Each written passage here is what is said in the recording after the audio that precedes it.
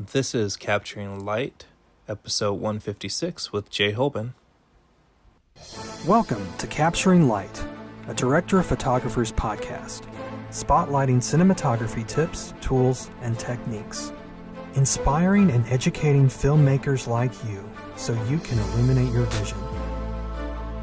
And now, your host, Les Gaddis.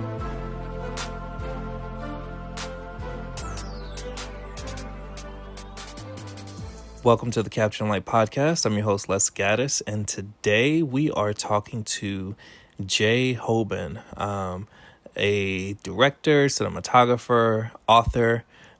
He's written quite a few books. We'll specifically be talking about the Cine Lens Manual, a great resource. It's basically like the Cine Lens Bible. Talking to Jay was really, really cool because we talked a little bit about his journey in the industry. We talked a lot about lensing, and he just had some really, really good advice just in general. So I think you'll enjoy that conversation. Here's that conversation with Jay Holben. All right, so I want to thank Jay Holben for coming on the Capture Light podcast. How you doing? I'm doing fair and partly cloudy. Thanks. How are you doing? I am doing fantastic. So I'm gonna start off by like reiterating the fact that last year around this time, well, slightly, later during Christmas, I took a picture with a book that I was telling my wife. I was like, if only I can get this book. And if you don't know and you're listening, it's the Cine Lens Manual. Um, I was like, I really want this book. And I've been looking at it for a while, but I was like, I'm just not gonna get it. And then she surprised me for Christmas, and I took a teary-eyed picture and posted it on Instagram. But if you don't know, Jay is one of the authors, yes? Yeah.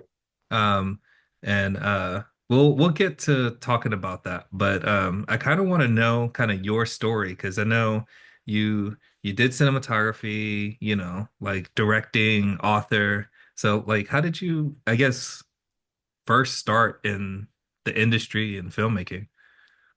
How much time you got? Oh, I have a bunch of time. How much time do you have?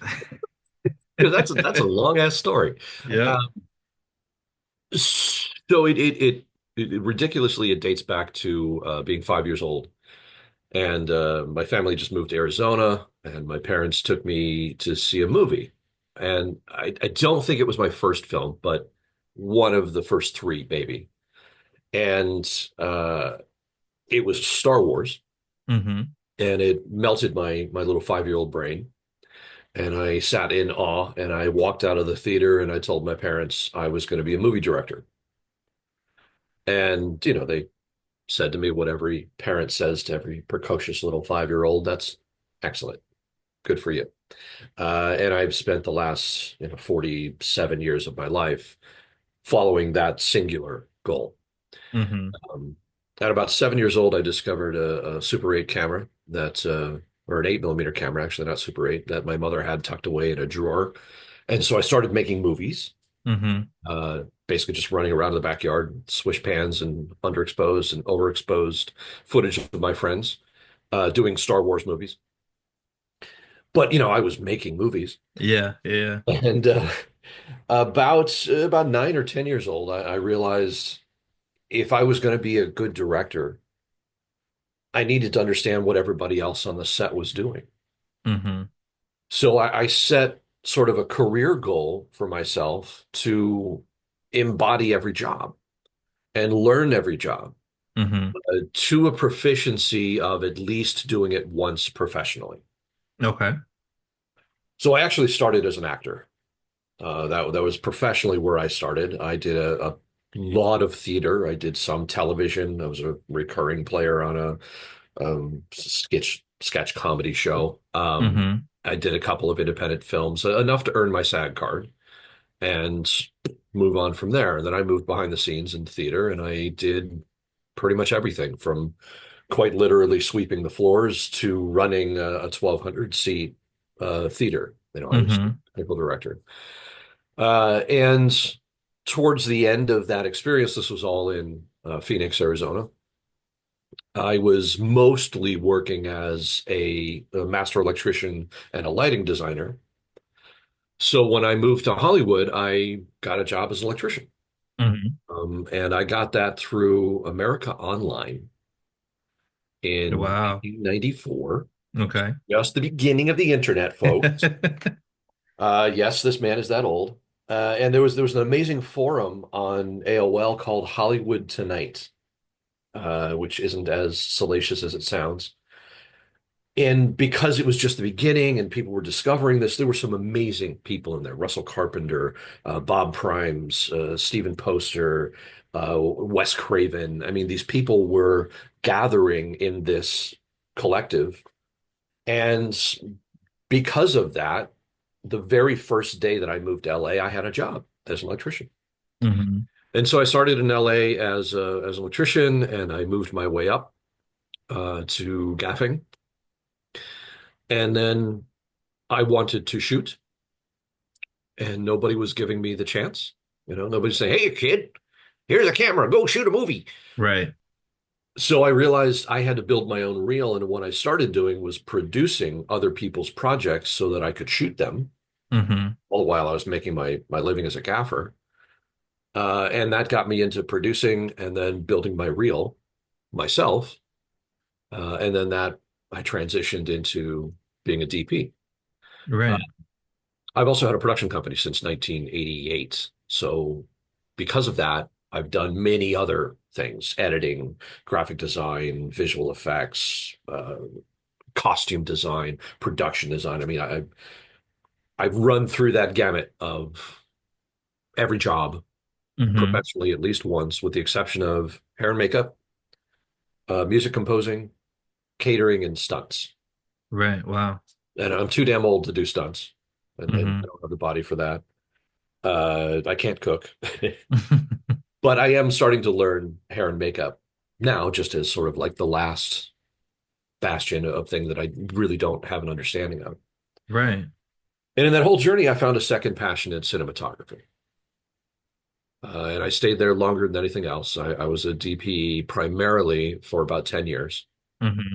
And then I hung up my meter to focus on directing and producing full time.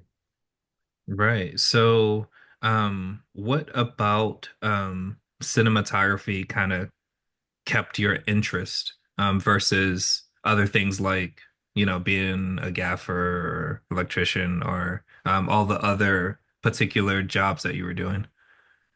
Well, it's the camera that separates filmmaking from every other art form, right? Hmm. So no matter what we do, when we love making movies, it's about making the images. It's about visual storytelling. Yes, there's sound is incredibly important, and so is costume design and production design. And all these things play a significant role in it, but everything has to pass through the camera. Hmm. So being able to, uh, I don't want to say master, but being able to understand and work those muscles made me a better filmmaker all around.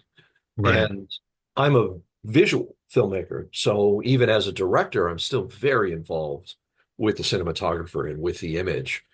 Um, and it's just, I mean, and that's kind of what defines filmmaking for me. Right. It's what passes through the camera and the lens. Right. See how subtle I was with that Yeah, pun? I know. I was gonna go and make that transition, but you made it for me. Obviously there's the camera and attached to the camera is a lens. So what started the deep dive into understanding lenses and, like how did you land on that? So I think I told you this story when we met the other day. Hmm. Yeah. Um, and the honest answer to that is humiliation, embarrassment. Hmm. So I had been a cinematographer for 10 years, shooting features, documentaries, commercials, music videos, everything that I could get my paws on. And I was also teaching along the same time. Hmm. And I was teaching a series of workshops that were sponsored by Panavision and hosting them at Panavision. And I got asked by the coordinator of this whole program to teach about lenses. So sure, absolutely.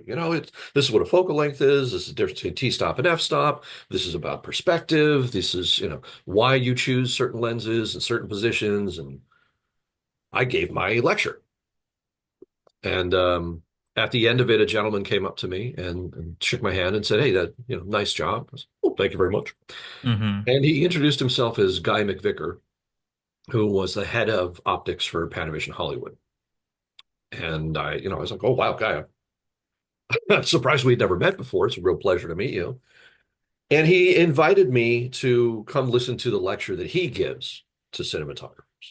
Mm-hmm. And I was, yes, absolutely, I want to do that. And I called up my buddy Christopher Probst, who, I've known Chris for more than 30 years now. We moved to LA together. We came up in the business together. So, when I have these kind of opportunities and when he has these type kind of opportunities, we call each other. And so Chris and I showed up at Panavision, and Guy spent, I don't know, 4 hours with us that day. Mm-hmm. But within 15 minutes, he completely melted our brains. Right. And we realized between us, 20 years professional experience as cinematographers, we knew nothing about lenses. And it was a real humbling experience. Like, whoa, this is a whole world that I know nothing about. Mm-hmm.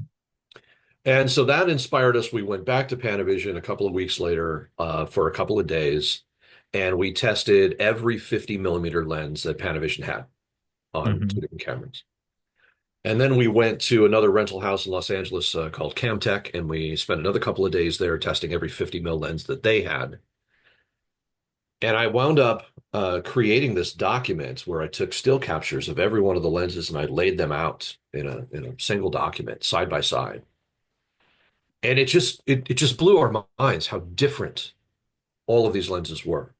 Mm-hmm. And it inspired Chris to go off and actually start buying lenses and buying vintage lenses and rehousing and increasing his personal arsenal. And it inspired me to go down the academic route of why is a K35 different than a Primo, Right. right? Why do they look different? And then I started to take that information and teach that in a class at the Global Cinematography Institute, which was a school that was started by Vilmos Zsigmond and Yuri Neiman, both ASC members. Obviously, Vilmos is a legendary cinematographer. And I started teaching an optics course there, Introduction to Mm-hmm. Optics, basically what I was learning. And the more deeper I got into it, the more frustrated I was because the information sucked. Right. Like there was so much wrong information on the internet. And I really had to dig deep to get the answers and get the real answers. So at that point, I had already written a couple of books. And I thought, well, okay, this is going to be my third book. I'm going to write about lenses. Mm-hmm. And I'm going to ask Chris to do it with me because he's doing a totally different aspect of the world than I am. He's buying and he's rehousing and he's learning all sorts of stuff that I'm not. And I'm learning all sorts of stuff that he's not. So let's get together. And the idiot said yes. Mm-hmm. And we bounced an outline back and forth for a couple of days. And I thought, yeah, it's going to take us a year or two. And it took us 8 years Wow. to write that book. And it just kept getting bigger and bigger and bigger. But we had to put ourselves through school. I mean, I had to put myself through rudimentary math, building into an understanding of physics to start to understand the physics of the path of light through glass. Mm-hmm. And it took a very, very long time to put that thing together. But it all comes back to humiliation and really stupid decisions like let's write a book and probably a midlife crisis somewhere in there. Right. And, it's funny because, I jumped to the beginning as far as like, how did you start with the book? And I'm interested, um, like jumping to the end, like after 8 years, like how did you know, or how did both of you know, okay, we're done? Because like there's like I know that's such an interesting question, but as technology, as lenses change and new things, I'm like, How did you complete it?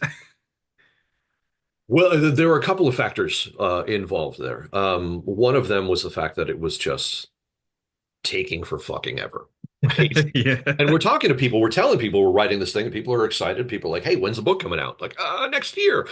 That you said that 2 years ago. Right. So it finally, I started to see the amount of information that we were getting and that we were putting into our document, and started to kind of calculate pagination. And we were in talks with a commercial publisher for about 6 months, Hmm. and they wound up backing out because the book was just too damn big. Yeah.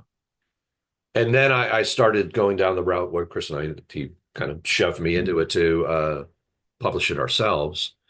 And there was a very direct limitation as to the number of pages we could do. Hmm. With the printer that we chose, 840 pages was the maximum. Mm. The book that's in front of you is 836 pages. Right. Wow. So we literally we pushed it right to the edge. And even laying out the book, while I was laying it out, I'm terrified every chapter. Like I don't know if we can fit all this in. What are we going to cut? What are we not going to cut? And we're talking about this for years. Like, what do we put in? What do we don't put in? So, there's like we don't want to cut anything. Right. We want to put in everything that we've gathered. And we managed to do that, very, very carefully. We didn't eliminate anything from this book, but the cutoff point, sorry, that's really distracting. I think they're cutting pipes or something upstairs. Uh, Um, the cutoff point was we've covered all of the base information that we want. hmm. We've covered as much of the existing lenses as we wanted to, knowing we can't cover them all. But like, okay, we're just going to cut it off here. And then it became giving ourselves a date. Right. This book is going to come out in 2022 and set a March date. So then just racing to that deadline. And Chris and we butt heads a lot on that because he's like, this is a self-imposed deadline. Why are we doing this? Hmm. And I was saying, well, because we need to get this damn book out. Um, so the answer to when did we know when to stop, there was a lot of factors in that. But the truth is we could have kept going. And we are working on volume two now Hmm. because there has been so much that we didn't get a chance to cover. Some things we didn't think about, like director's viewfinders. Hmm. That's a part of the optical path and the photographic path, and it works with lenses. So we're covering that in the new book. And there has been, a huge uptick in smaller companies Hmm. manufacturing lenses, changes in the technology of the way that the mechanics work. So there's more stuff that we can get, but there's no short answer to that question. Basically, Right. because I whipped Chris into submission and made us really. Nice. It's interesting how like your first or one of your first kind of talks about lenses and how Guy was so like just so gracious in saying, "Hey, great talk," and then inviting you in to kind of school you on just ways to think about lenses and everything for someone that has an introductory kind of knowledge of lensing or lenses. um Now that you have that vast kind of research and backing and knowledge, um where would you suggest someone start when they pick up the Cine Lens Manual, or if they're just trying to get into lenses and understand, like where do they start to, uncover so much, so many different rabbit holes of lensing? Well, we also had to pick a very specific niche to discuss. Hmm. It's the Cine Lens Manual. Means we really don't talk about still lenses. We really don't talk about video lenses. We don't talk about surveillance lenses or phone camera lenses or all of these other types of optics that are out there. So we had to focus, right? Hmm. To grab that pun. Um, where they start, I mean, it's going to sound a little self-aggrandizing, but read the damn book. Hmm. No, we wrote it very, very specifically to start with chapter one at the foundations of what is a cinema lens and what are these markings and what types of lenses are there? So start with the absolute basics and create building blocks to go from what is a lens into really a master's level understanding of optical design and optomechanical design and history and evolution of lenses. So we wrote the book to be a linear experience, knowing that a lot of people won't use it that way.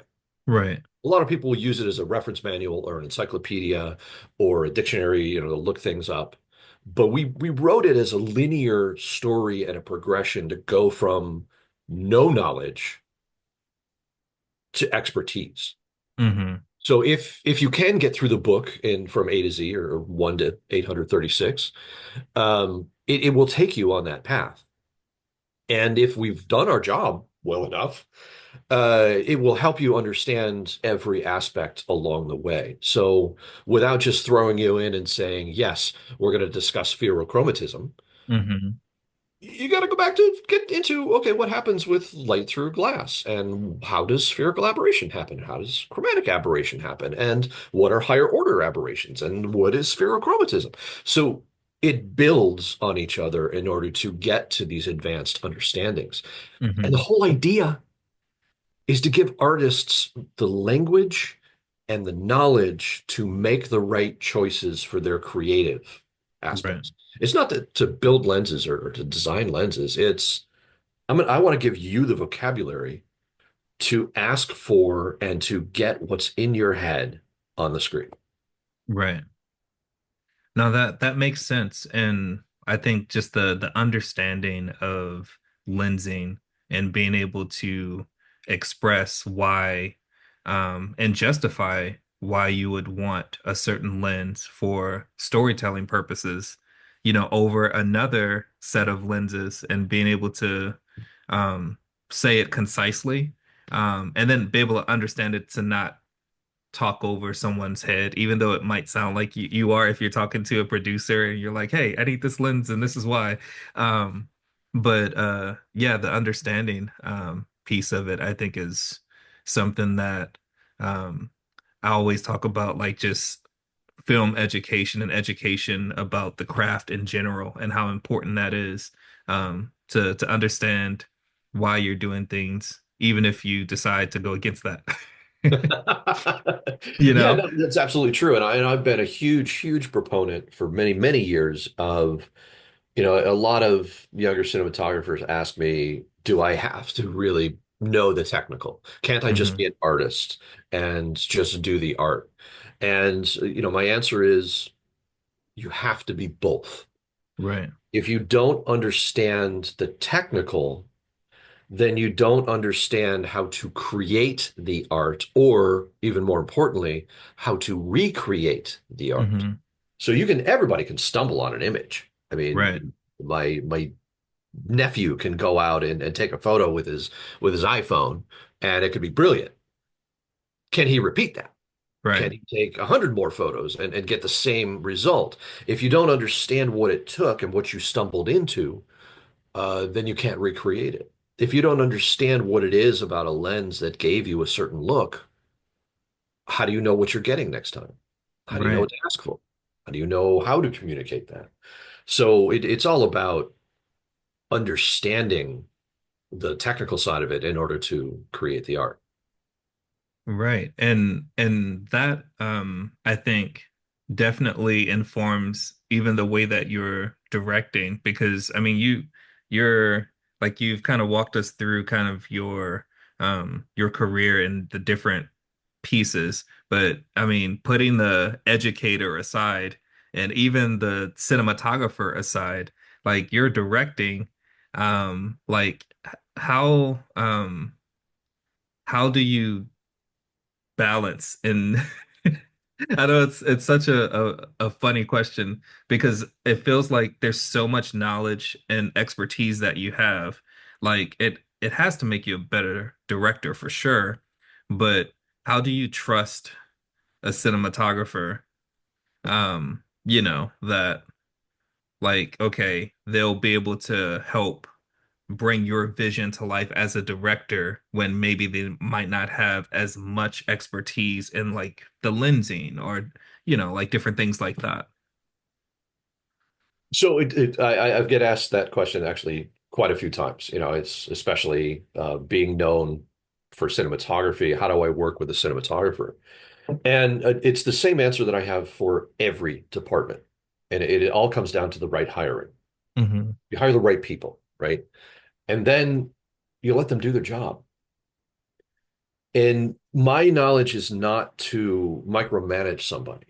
I don't say to my cinematographer, yeah, okay, we're going to shoot this with speed panchros. I want everything at a 2.8. I want you to light this to 350 foot Lamberts. I don't, that's not my job. Hmm. My job is to express what I want to see creatively and to allow them to interpret that and take it to a level that I didn't think about and improve on it, right? The the strength that I have is to help troubleshoot. Hmm. So if they don't have the knowledge of lenses, then I can help and I can say, okay, I am leaning towards this because I like this look. What do you think? Let's try some and then test them out and see what you think. I'm never going to give them the decision, but I can help them along. Right. Back in 2017, I met Katie Williams, who's been a cinematographer that I've been working with now for almost 8 years. And I met her young in her career. She didn't really have a very strong reel, but I wanted to kind of test her out. So I brought her onto a music video. And Hmm. the thought process in the back of my head is if she can't do the job, I know that I can pick up the slack and I can step in and I can do what we need to do, right? So I Hmm. know that I have that protection in the back of my mind. But it turns out she could, and she was amazing, phenomenal, and that started a great relationship. I don't really tell her a lot other than, Hmm. hey, this is the look. We share some images. We look at some stuff together. This is the feel that I want. This is the kind of aspect I'm going for. That I let her run and do the job. Right. And if I look at that monitor and there's something that isn't working for me, then we discuss that. But for the most part, I'm going to let her take that job. Yeah. And if she has questions or she runs into problems, then she knows she can come to me and I can help. But I do the same thing with every other department. I do it with actors. Hmm. Um, I'm gonna plug a new book Do today it. because I'm in writing on a new book that's going to come out next year. That's my first book on directing. Okay. And the title right now is A Director's Guide to Everything. And the idea is it's taking this career path that I've taken and explaining the philosophy of every department as I understand it to give directors that foundational knowledge. And one of the chapters that was really so fun to write was about actors Hmm. because I see so many directors talk to every actor exactly the same way, right? You give the same direction, to every actor. But if you understand where that actor came from, if you understand the Meisner and the Stanislavski and the Strasberg and the Uta Hagen school of acting and Hmm. the differences between them, then to one actor, you're going to talk about the magical what if. And to another actor, you're going to talk about what they're feeling as a real person in that moment. Right. And to another actor, you're going to talk about sense memory and their greatest fear as a child. And those are the tools that they use as performance, and everyone is different. If Hmm. you understand that, you can get better performances out of your actors and you can dial in and communicate and gain trust with them a lot faster. Right. And I can do that with every department, with production designer, with grips, with sound, with visual effects, because I have a foundation knowledge of being able to say, yeah, okay, I've done this job. I know what you need to do. So this is what I'm looking for. And I'm also the very first to say, I don't know what I don't. You know, Hmm. generally when I ask for something, I already know how to achieve it. If I don't, that's going to be the first thing I say is, look, I have no idea how we're going to do this. So This is what I want. And then you empower that creative individual to come up with a solution. Right. That's That's a awesome. long-winded answer to your No, question. it was great, and it was gonna lead into my what next question. And you already kind of talked about the book. And you said it was the director's guide to everything. Yeah. That's the title right now. I think I'm sticking with it, but yeah. Okay. And do you have a release date for that, or is that still like you still kind of not in the self-imposed deadline status? I'm hoping for spring. That's what Okay. I'm shooting for. I'm right now in my polished draft. Mm-hmm. Um, so I got to clean that up. I got to do several stages after that, do a layout. But I'm hoping for spring. I think I can get that out. There are a couple other book projects that are lining up that I need to kind of get this out so I can get to those. Mm-hmm. So yeah, I'll commit to spring. Here we go. On your show right now. I'm going to commit to spring of 2025, the director's guide to everything. Okay, awesome. That's great. So for your other books, where's the best place for people to get those books to support what you and Chris have done and just like support you in general? Like where's the best where do you send everybody? The best place now is AdakinPress.com. That's ADAKIN press.com. Um, because of what we were able to do with the Cine Lens Manual, I now have opened this publishing wing of my production company, Adakin Productions. So the last three books that I put out, I put them out myself. Okay, that's awesome. So it all goes through an amazing printer out of the East Coast. Um, and yeah, Adakin Press is the best place to go. Or you can go to the ASC store. Pretty much all of my books are sold there. Um, and other great place, B&H, and one of them's on Amazon. But AdakinPress.com is the best place to go. Okay, perfect. And then also too, give us your website. So if people aren't following you, are not, familiar with your library of books, your work, your cinematography, your directing. Hell, people You are do not following? you do everything. They're dead to me. Uh, yeah, I am very uncreative when it comes to that. So pretty much everything out there is my name, Jay Holben. So my website is jholben.com. Instagram is a platform that I use the most, and I communicate with, pretty much answer everybody's questions. And that's Jay Holben on Instagram. Um, I think my X account is dead, but it's still my name there. LinkedIn. I mean, everything is just my name to make it really easy to find me. It's not hard to stalk. Awesome. Awesome. Well, Jay, thanks so much for giving a little bit of your time today to talk about your career, all of your expertise on the Cine Lens Manual, but then all the other books. I'm excited. I still have 7-ish hundred pages to get through. I've never like felt so slow as a reader because I'm trying to like understand as much as I can. I feel like maybe it's just one of those things that I just read at my normal speed and then I'll just have to read it again instead of trying to process everything and learn it like, because I'm hard on myself when I read when I read the book. Hey, I feel that I do exactly the same thing. Yeah, I mean, find your own pace and find your own way. But I would say if you could get through the whole thing and then go back and return, you'll probably get more out of it than trying to, really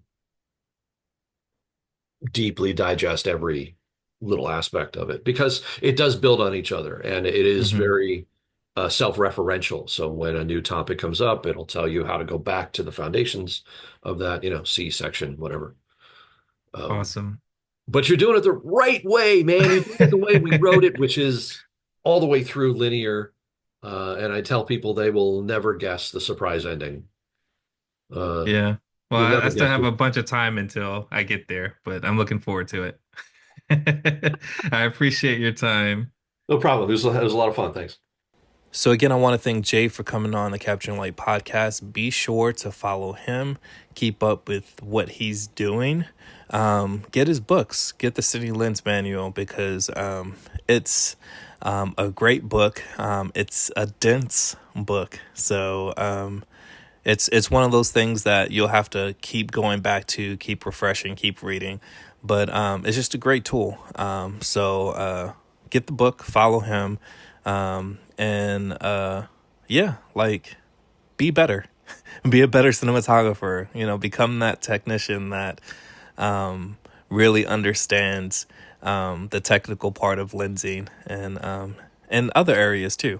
So if you have any questions, as always, feel free to reach out to me. You can reach out to me. Best place probably is Instagram right now. Les Gaddis. You can find me there. You can send me an email. I'm pretty easy to access. So yeah, I appreciate you listening, and I'll catch you in the next episode of Capturing Light. Thanks for listening to Capturing Light with Les Gaddis, a Director of Photographers podcast. Inspiring and educating filmmakers like you so you can illuminate your vision. A Gaddis Visuals production.